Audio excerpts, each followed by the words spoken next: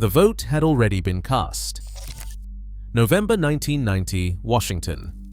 A budget deal was signed into law by President George H.W. Bush. Nobody in the boatyards of Rhode Island knew what it meant yet. Within 8 months, the largest sailboat manufacturers in the United States would be cutting their workforces by 80%. 25,000 Americans who built boats for a living would be out of work by the time the law was repealed 3 years later. By 2026, the affordable production sailboat, the boat that a teacher or a factory supervisor could buy new on a middle-class salary, had effectively ceased to exist in America. On January 6, 2026, Catalina Yachts declared bankruptcy. 56 years of continuous production, 85,000 boats built, the largest mid-sized sailboat manufacturer in U.S. history, gone. The company's president, Patrick Turner, had issued a statement 3 months earlier describing the situation as short-term financial challenges. Court documents told a different story. The new owner, who had acquired Catalina the previous May, had been evicted from the Largo, Florida manufacturing facility for non-payment of rent. $20,000 a month. He could not cover it. That is not a story about one bad acquisition. What it marks is the end of a 40-year sequence, and this video follows every step of it. Subscribe to Yachts and Boats and stay with this one. The mechanism is worth understanding completely. In 1989, 99 American companies were building sailboats. By 2018, that number had fallen to 59. The workforce had shrunk from 1,073 people to 627. Those are the published numbers. They do not capture what was lost before those counts even began. At the peak, walking into an American boat show meant choosing between brands. Not between price ranges within one brand's catalog, between genuine competing manufacturers, each with their own designers, their own yards, their own approaches to what an affordable cruising sailboat should be. Pearson Yachts was founded in Bristol, Rhode Island in 1956 by two cousins who started with fiberglass dinghies in a garage. They grew into one of the largest sailboat builders in the country, producing everything from 8-foot day sailors to 53-foot offshore cruisers. Over 20,000 boats left that yard. O'Day was the brand that put sailing within reach for people who had never considered themselves sailors. Their boats were simple, honest, and priced for the middle class. If you learned to sail at a summer camp in the 1970s or 1980s, the odds are good you did it on an O'Day hull. Cal Yachts built the Cal 40 in 1964. It dominated offshore racing for years. The company produced nearly 18,000 boats across its production life. Fast, affordable, American-made. Frank Butler founded Catalina in 1969 out of California. His specific goal was building well-made sailboats that ordinary Americans could buy. By the time the company was done, it had produced over 85,000 boats, more than any other American sailboat manufacturer in history. The Catalina 22 was built for over 50 years. More than 10,000 of them reached the water. Those are not statistics. Those are the conditions that made an entire generation of sailors. O'Day went bankrupt in 1989. Pearson Yachts went bankrupt in 1991. Cal Yachts shut down in 1989. Erickson Yachts folded in 1990. Bristol Yachts went bankrupt in 1997. Compaq Yachts closed in 2025. Catalina Yachts went bankrupt in January 2026. Every factory that produced affordable boats for ordinary sailors is gone. The brands that survived moved upmarket. The ones that did not move fast enough went under. The industry answer for why this happened is always the same: market forces, changing tastes, economic cycles. That answer is incomplete in a way that is not accidental. A senator's vote, the insurance industry's exit, and a private equity firm that paid $5.5 billion for something your grandfather rented for $200 a month, those are the actual causes. The sequence starts in October 1990. Congress passed the Omnibus Budget Reconciliation Act. Buried inside it was a 10% luxury surcharge on boats sold for more than $100,000. The stated purpose was to make the rich pay their fair share. The Joint Committee on Taxation projected it would raise $31 million in its first year. It raised $16.6 million. The difference went somewhere else entirely. Within the first year, Pearson Yachts in Portsmouth, Rhode Island went from 220 workers to 50. The large boat division filed for bankruptcy. The workers still on the payroll were building small sailboats to keep the lights on. Catalina Yachts, at that point one of the largest sailboat builders in the country, cut production of the Catalina 42, a boat that sold for just over $100,000, from 4 boats per week to 1. 200 workers were laid off. Viking Yachts, the largest yacht manufacturer in the United States at the time, laid off 81% of its 1,400 workers within 8 months of the tax taking effect. By the time Congress repealed the tax in 1993, Viking was down to 68 employees. Senator John Chafee of Rhode Island stood in the Finance Committee chamber and said it with precision that nobody in the Treasury building wanted to hear. The luxury tax did not get the rich. It got those who build the boats. Joint Economic Committee calculations confirmed that the value of jobs lost in the first 6 months alone was $159.6 million. The net fiscal impact on the government in 1991 was negative $7.6 million. It cost the Treasury more in unemployment benefits and lost income tax revenue than it raised. Congress repealed it in August 1993. But the damage to the manufacturing base was not repaired by the repeal. The workers had scattered, the tooling had been sold or scrapped, the supply chain relationships had collapsed. Smaller manufacturers who had survived on the premium segment of the market had filed for bankruptcy while waiting for Congress to act. Egg Harbor Yacht, one of the oldest boatyards in South Jersey, filed for bankruptcy within a year of the tax-taking effect and laid off all 250 of its workers.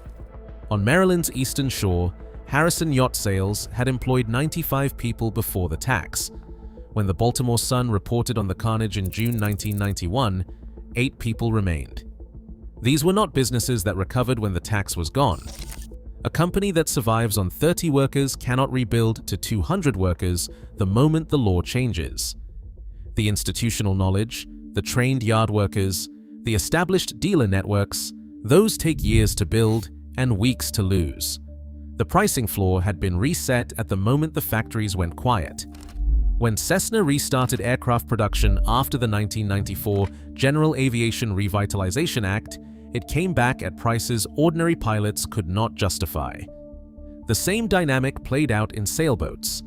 The manufacturers who returned came back smaller, building fewer boats at higher prices for a narrower customer. Before the luxury tax, the American boating industry ran a trade surplus of positive $600 million. By 1997, that balance had turned to negative $145 million. By 2020, it was negative $1.4 billion. What does the trade deficit have to do with your slip fee? Everything. The manufacturers who survived had to compete with European builders, Beneteau, Jeannot, Bavaria, who had never faced the American liability exposure and had never lost a manufacturing decade. Those European builders scaled. Their boats got bigger, better equipped, and more expensive. The market moved upmarket because the down market had been emptied. A new Catalina 315 today, 31 feet, the smallest current production sailboat Catalina built before bankruptcy, started at $163,000. A Catalina 27 built in 1978 sold new for roughly $12,000. In 2026 money, adjusting for inflation, that is approximately $53,000. The new equivalent costs 3 times that. A gap that wide between inflation and the actual price increase is not the market at work. It is what 40 years of institutional damage looks like in a price tag. That damage started before the tax. The liability wall preceded it, and the two together are what actually ended the era of the affordable production sailboat. American product liability law in the 1970s and the 1980s created an exposure with no statute of limitations for manufacturers. A boat built in 1972 could still be the subject of a lawsuit in 1992 and in 2002 and beyond. The legal bills arrived whether the plaintiff prevailed or not. Defense costs were owed from the moment a case was filed. In aviation, the parallel was documented precisely. Cessna testified that by the mid-1980s, the company was spending more on defending liability cases than it earned in profit on small aircraft, cases they were winning. In 2001, a jury awarded $480 million against Cessna for a 1989 crash involving a plane built in 1965. Marine manufacturers faced the same structure, with no federal reform equivalent to the General Aviation Revitalization Act of 1994. In 2019, the U.S. Supreme Court extended maritime product liability further. Manufacturers can now be sued for products modified by third parties if the manufacturer knew those modifications were likely. The ruling expanded the exposure window at the moment when the industry could least absorb it. The result is that the economics of building an affordable certified production sailboat in the United States have been broken for 40 years, and nothing in the legal environment has been fixed. Every manufacturer who survived moved upmarket. The boats got more expensive not because the costs of fiberglass or diesel engines increased disproportionately, but because the legal overhead of building a boat sold for under $80,000 makes that price point structurally unprofitable. Nobody in the industry says this out loud. The upmarket migration looks like consumer preference. It is actually a liability calculation. That question, who decided the affordable end of this market was not worth defending, deserves more than the 3 seconds the industry gives it. Which part of this hit you harder, the tax vote in 1990 or the liability structure that preceded it? Leave it in the comments. The manufacturing collapse explains why new boats are expensive. The consolidation of marina infrastructure explains why owning any boat, new or old, is becoming structurally impossible for middle-class sailors. Safe Harbor Marinas was founded in 2015. In October 2020, Sun Communities, a publicly traded real estate investment trust, acquired Safe Harbor for approximately $2.1 billion. At the time of acquisition, Safe Harbor operated 99 marinas across 22 states with a membership network of 40,000 boat owners. In February 2025, Blackstone Infrastructure acquired Safe Harbor from Sun Communities for $5.65 billion. The same business. 5 years. The price paid for it nearly tripled. Blackstone Infrastructure is the same entity that owns QTS, the largest data center provider in the United States. It owns AirTrunk, the largest data center platform in the Asia-Pacific region. It owns Carix, the largest marine terminal operator in North America. It owns Invenergy, the largest private renewables developer in the United States. It now also owns the slip where your boat is kept. Blackstone's senior managing director, Heidi Boyd, explained the acquisition rationale in the press release. Marinas benefit from key long-term thematic tailwinds, including the growth of travel and leisure, as well as population inflows into coastal cities. Thematic tailwinds. You are a thematic tailwind. Your annual slip fee is recurring rental income on premium waterfront real estate. The boat is incidental. The infrastructure is the asset. Safe Harbor now controls 138 marinas across the United States and Puerto Rico. The deal was valued at approximately 21 times earnings. That multiple tells you what Blackstone thinks it can do with the pricing. In 2024, 84% of United States marinas reported rising costs. 70% increased slip fees that year. 60% raised service rates. The 2024 Marina Dock Age Annual Survey published those figures. A 25-foot boat in a mid-range coastal marina costs between $500 and $1,000 per month for a slip. Annually, $6,000 to $12,000 before fuel, maintenance, haul-out, or insurance. A 40-foot boat in a premium coastal market costs between $25,000 and $40,000 per year in marina costs alone. That is, before a single repair, before a single offshore passage, before the annual haul-out, which adds between $2,000 and $4,000 for a 38-foot boat after pressure wash, anti-fouling paint, and relaunch. The industry presents these costs as ordinary. They are the ordinary of a market that has been progressively restructured to extract from owners who are already committed. And the extraction does not stop at the dock. Every time a sailor buys a used boat, an insurer requires a marine survey before they will write a policy. The survey is conducted by an accredited professional, the National Association of Marine Surveyors or the Society of Accredited Marine Surveyors. Neither organization is government regulated. Anyone can call themselves a marine surveyor. The accreditation bodies are private. Surveys run $25 to $35 per foot. A 38-foot boat, $950 to $1,300 for the hull survey alone. Add the required haul out at $14 to $20 per foot, another $500 to $760. Add the engine survey at $500. The full pre-purchase survey package for a 38-foot used boat, $2,500 to $3,500 before you own the boat.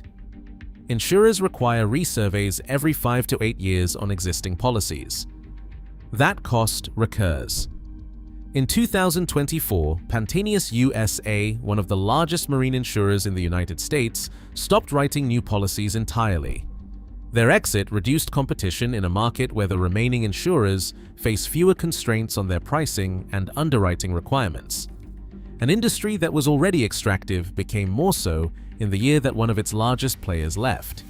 The marine surveyor industry has an acknowledged conflict of interest.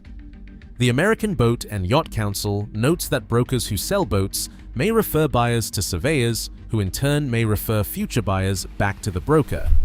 The surveyor's income depends on continued work. The broker's income depends on the sale completing. Neither party is motivated to kill a transaction. There are ethical surveyors. The system creates incentives that work against objectivity regardless of any individual's intention. Add it up for a $60,000 used cruising sailboat. Marina.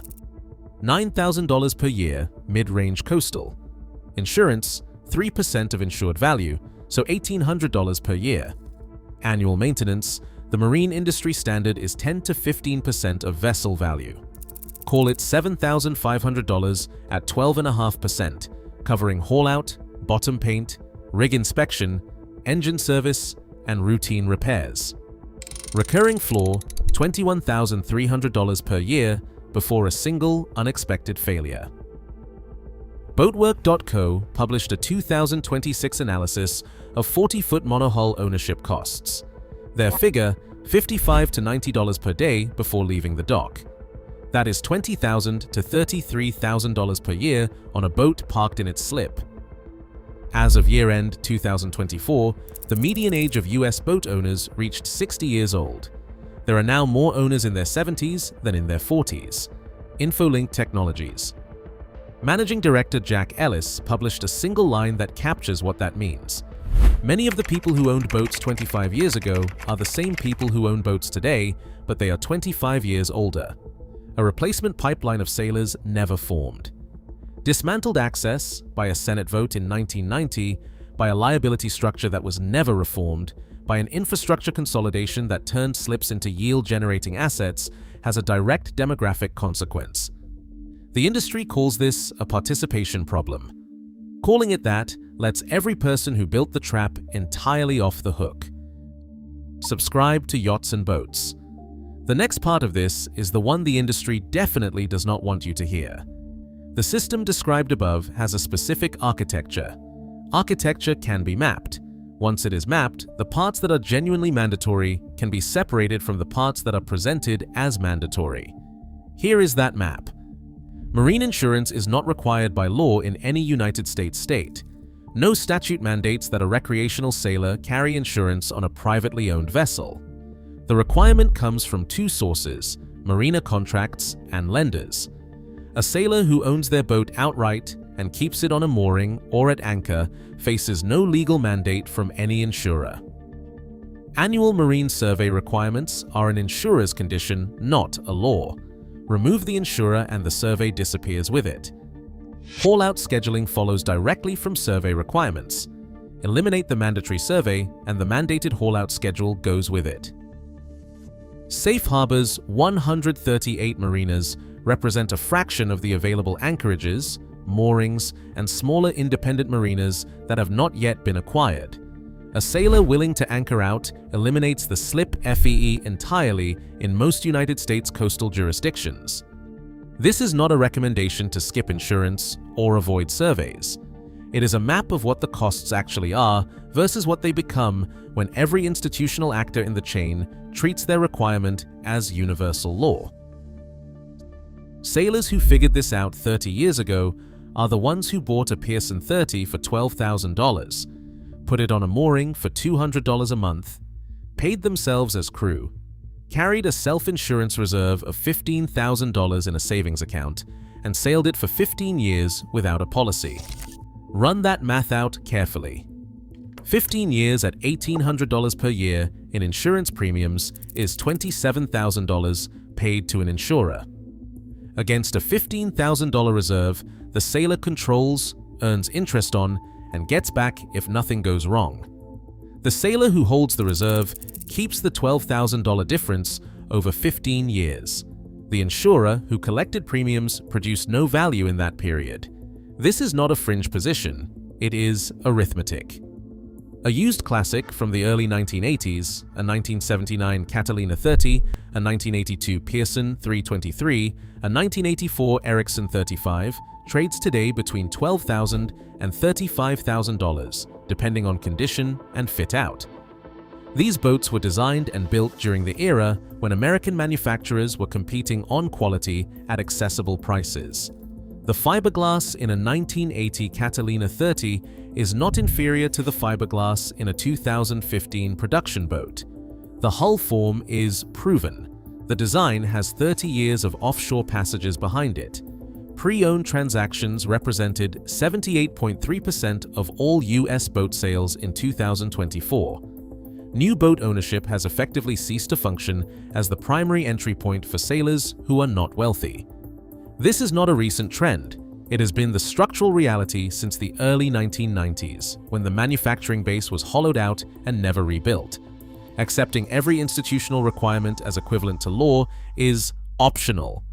A sailor who anchors out rather than renting a safe harbor slip is not doing anything radical. They are exercising the same autonomy sailors have exercised for most of human history. Carrying a self-insurance reserve rather than paying premiums to an insurer who produces nothing when nothing goes wrong is not recklessness. It is precision about who benefits from the transaction. Buying a proven 1983 hull for $18,000 over a base spec Catalina 315 at $163,000 is not settling. It is access to the same water for 1/9 the price. A 40-year sequence dismantled the affordable sailboat market through specific actors, specific decisions, and specific legislation. It was not market forces. It was not consumer preference. A Senate vote in 1990, a liability structure that was never reformed, a 2019 Supreme Court ruling that expanded manufacturer exposure, an insurer's exit in 2024, and a $5.65 billion infrastructure acquisition by a firm that owns data centers and airport terminals. Those are the causes. Every one of those documented facts is in the public record. The industry will not compile them for you. That is what this channel is for. If that is the kind of analysis you want more of, subscribe to Yachts and Boats.